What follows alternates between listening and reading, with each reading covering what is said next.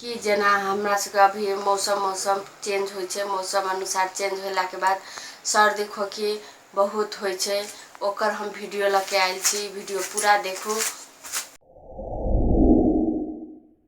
जेना कि मौसम चेंज होइ छै सर्दी खोखी से हम अहाँ परेशान रही छी, मेडिकल के दवाई खाई छी तो नहीं ठीक होइए। वैसे ई घर के देखू 2-3 दिन में ही ठीक होबे करते, 2-3 दिन के बाद होइए तो फिर कम कर देव।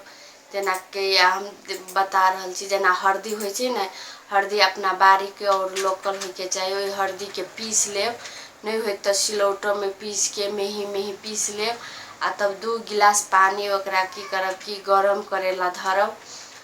कुछो में कराह में कुछो में 2 गिलास कितना पियब तितना लगभग 2 गिलास राखब। ओहिमे हरदी राखब आ काटती सोझे आधा काट के रख देव। 2 गिलास पानी के उमालब, खूब उमला लागत, खौले लागत ना, खौले लागत तब ओकरा की करब छान लेब आ पियब। घुट घुट के लबे लबे लबे लबे बिस्तारे बिस्तारे ओकरा बैठ के पियब। सझियान गुतिया करब 2-3 दिन में वो अपने घेट जे खस खस खस खस करत न सेहो ठीक हो जाए। खोखियो वैसे बहुत कंट्रोल होत। तकर बाद 2-3 दिन के बाद व 5 दिन के बाद में ओकरा की करब एक टाइम में झाड़ देव। ई क के देखू ठीक होबे करत।